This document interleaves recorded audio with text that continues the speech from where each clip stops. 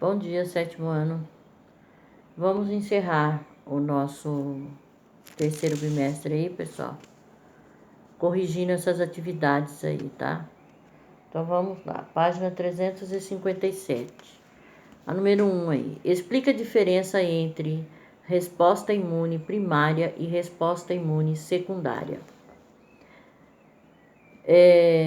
A resposta imune primária resulta de uma primeira inoculação de anticorpos, de antígeno, atenuados, né? Ou seja, vacina, né? Que ativa a produção de anticorpos pelo sistema imunológico. Aí vai liberar na corrente sanguínea em alguns dias, né? A resposta imune secundária ocorre quando a pessoa tem um segundo contato com o mesmo antígeno. Aí o organismo já está preparado para combater esse antígeno mais rapidamente do que da primeira vez. 2. Considere as seguintes situações. A. Gustavo foi picado por uma serpente peçonhenta e imediatamente se dirigiu ao hospital. Lá ele recebeu soro para a picada da serpente. B. Na cidade em que Alice mora, surgiram casos de febre amarela. Foi realizada uma campanha de vacinação na cidade e, como Alice fez parte do grupo-alvo, ela foi vacinada. 3 meses depois, ela foi picada pelo mosquito que transmite o vírus da febre amarela, mas não desenvolveu a doença. De onde vieram os anticorpos que protegeram o organismo de Gustavo e Alice nas situações descritas acima? Explique como eles foram produzidos. Na situação A, os anticorpos que protegeram o organismo dele veio do soro, né? Porque ele foi picado, ele não tinha anticorpo, ele foi picado, foi levado para o hospital e tomou o soro. Então, na situação A, os anticorpos veio do soro, né?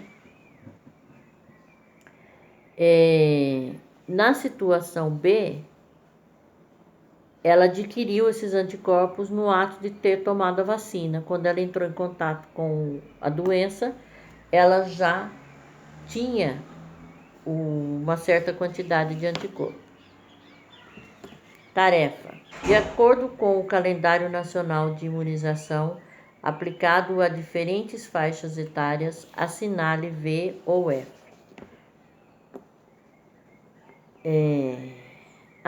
A vacina BCG previne contra a tuberculose e é aplicada em bebês recém-nascidos. Verdadeiro. B. A vacina VIP-VOP previne contra a paralisia infantil, é aplicada em adolescentes e composta de uma única dose. Não, adolescente não toma essa vacina, então é falso. C. A vacina contra a febre amarela deve ser reforçada em todas as faixas etárias da vacinação, inclusive em mulheres grávidas. Falso. D. A vacina contra HPV está disponível em postos de rede pública de saúde e deve ser aplicada em meninas de 9 a 14 anos e em meninos de 11 a 14 anos. Verdadeiro. Então ficou VFFV. Agora escreva as afirmações falsas, tornando-as verdadeiras. Então, nós temos o B e o C, né? Então, onde ele está falando lá? A vacina VIP-VOP previne contra a paralisia infantil e é aplicada em crianças e composta de 3 doses. Tá? Ficaria dessa forma. A outra. A vacina contra a febre amarela deve ser reforçada em todas as faixas etárias de vacinação. Para mulheres grávidas, a recomendação é que ela seja aplicada somente nas que vivem em áreas de risco ou que vão para essas regiões. Lá na página 358 tem um resumo aí. Você aprendeu. Não tem lá. Nessa unidade você aprendeu o mecanismo de ação das vacinas, os diferentes tipos de soro e como eles são preparados, as diferentes vacinas disponibilizadas para a população, as principais campanhas de vacinação brasileira. Imunização, aí ele divide lá em vacina, soro e vacinação. Vacinas. Do que são compostas as vacinas? As vacinas são compostas de formas atenuadas de toxinas ou de partes de um micro-organismo patogênico. Soros. Em que situação os soros devem ser administrados? Deve-se recorrer aos soros em caso de o organismo receber altas doses de antígenos e precisar combatê-los rapidamente, por exemplo, ao ser picado por animais peçonhentos. Vacinação. Qual a importância da vacinação? A vacinação é uma forma eficaz de prevenir diversas doenças, pois quanto mais pessoas forem vacinadas, menores são as chances de eles ficarem doentes e contaminarem outras pessoas.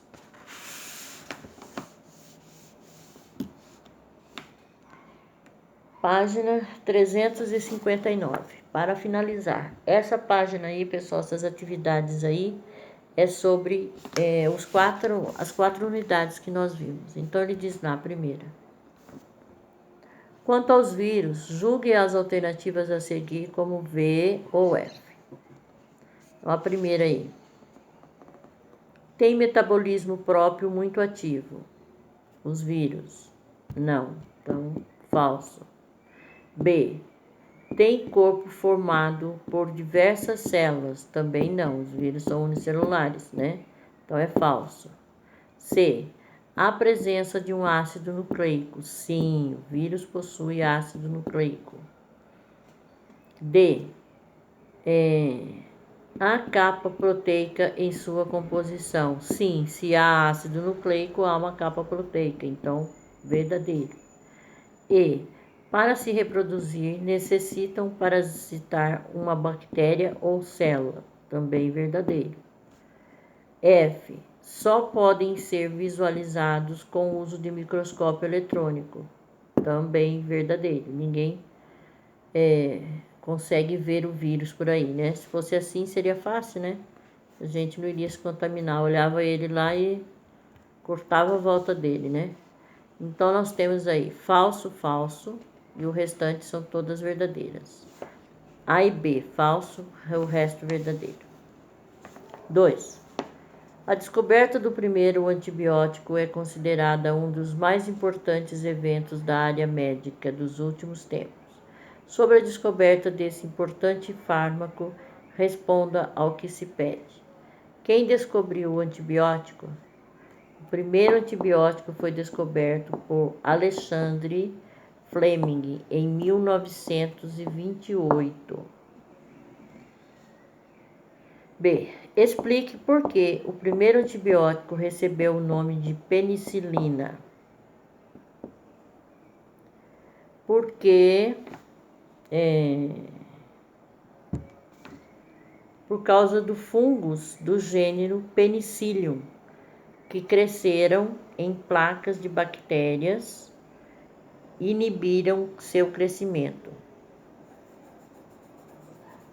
Tá? Então, esse gênero aí, por causa do fungo do gênero Penicillium. Tá?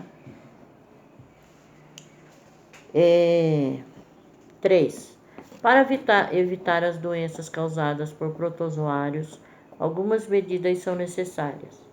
Com base no que você estudou sobre esse assunto, assinale a alternativa que contenha as afirmativas corretas. Então, eu tenho a 1 diz lá. Ferver ou filtrar água antes de ser consumida. Correto, né? A 2. Usar telas nas janelas para evitar a entrada de mosquitos transmissores. Também está correto, devemos fazer isso. A 3. Manter as janelas abertas sem proteção de telas para que o ar possa circular pelo ambiente. Nesse caso aí, não. A 3, não. Falso. A 4. Comer carne de porco ou de boi cruas ou mal passadas. Também não, está errado. A 5. Eliminar os focos de reprodução de agentes transmissores, como barbeiros, moscas e mosquitos. Sim. Então, a 5 também. Então, está correta a 1, a 2 e a 5. Portanto, alternativa D. Né? 4. As amebas e as lombrigas são 2 parasitas que podem causar doenças sérias para a saúde pública. Para se proteger dessas parasitoses, devemos: A. Não entrar em lagos em que haja caramujos e possibilidade de contaminação com esgoto. Não. B. Lavar muito bem vegetais e frutas antes de ingeri-los cru. Sim. C. Utilizar calçados ao andar sobre solos em que haja possibilidade de contaminação com esgoto. Também não. D. Evitar picada de insetos que transmitem esses parasitas. Também não. E.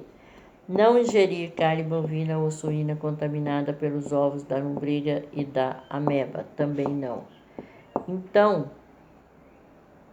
para proteger aí contra as amebas e as lombrigas, lavar bem vegetais e frutas antes de ingeri-los cru. Porque esse tipo de verme aí a gente adquire através de vegetais e de frutas, né? Também da água, né, pessoal? Mas como aí não está citando água, então a alternativa B é a alternativa correta.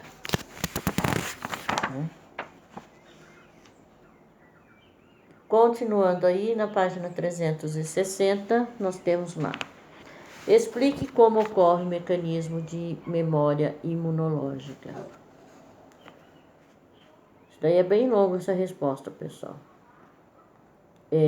Quando o corpo entra em contato com um agente infeccioso, há um grupo de células de defesa que reconhece o tipo de antígeno, guardando essa nova informação. Ponto na mesma linha. Em um segundo contato com o mesmo antígeno, essas células de memória reconhecem o agente infeccioso e informam ao sistema imunológico o tipo de anticorpo que deve ser produzido. Então, vamos repetir isso daí, porque é bem longo, né? Vou colocar lá, ó. Quando o corpo entra em contato com um agente infeccioso, vírgula, há um grupo de células de defesa que merece o tipo de antígeno guardando nova informação. Bom,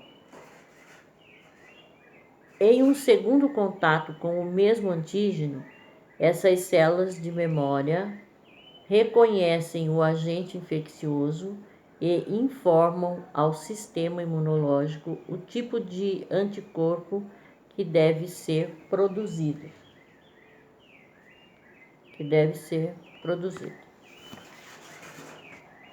6.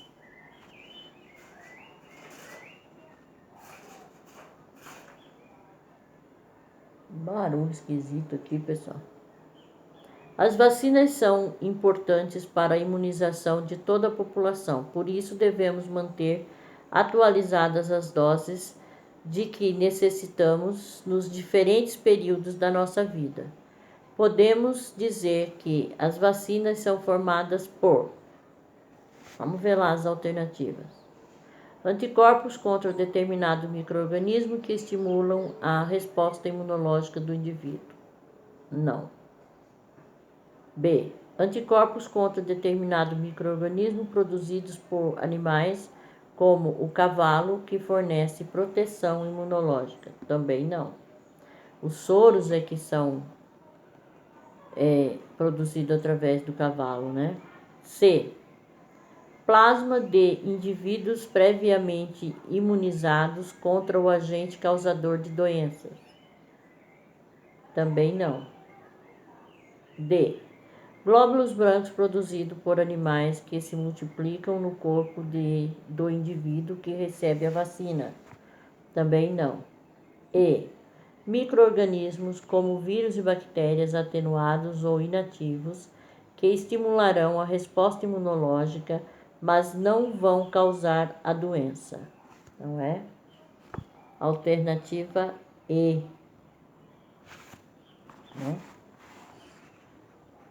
7. Você sabe como está o nível de imunização de sua turma? Faça um levantamento com seus colegas referente às vacinas que já tomaram ao longo de sua vida. Para isso, consulte a carteira de vacinação de seus colegas e organize os dados na tabela abaixo. Então, isso daí, né, pessoal, é uma coisa que vocês podem fazer com quem? Com os irmãos de vocês aí, pegar o cartão de vacina seu, dos seus irmãos e fazer esse comparativo, né? Porque ele diz lá, de acordo com os dados que colheu, é possível afirmar que sua turma está imunizada contra essas doenças? Justifique sua resposta. Então, aí você vai colocar lá o que você verificou, né, em relação a seus irmãos aí, né? As pessoas da sua família, não precisa ser somente seus irmãos, pode ser seus pais também, tá? Para ver se eles têm cartão de vacina e como que estão, certo? Então, pessoal, a unidade 4, nós encerramos, tá? Já corrigimos todas as atividades. Se alguém tiver alguma dúvida, entre em contato comigo no privado, que eu vou fazer questão de esclarecer. Vocês viram aí que a nossa aula foi bem curtinha, né? Tá? Porque já terminamos, vocês já estão com as provas aí. Espero que todos já tenham respondido essa prova. Quem não fez ainda, termine. Vocês têm no máximo até segunda-feira para entregar essas provas para mim, pessoal. Não adianta vir na terça-feira, dia 6, é dia 5 a devolução da prova. Dia 5. Tá? A prova bimestral de vocês, essa daí, vocês tiveram uma semana para fazer. Então, não é possível que vai ter gente que ainda vai dar desculpa de que não tá com a prova pronta, né? Então, por favor, quem não fez, acho que eu vou deixar a aula de amanhã. Amanhã nós temos aula, né? Temos. Deixa a aula de amanhã para quem não terminou de fazer a prova, vai terminar na aula de amanhã, né? Acho que é melhor. Mas então tá bom, pessoal. Fiquem com Deus. Até mais.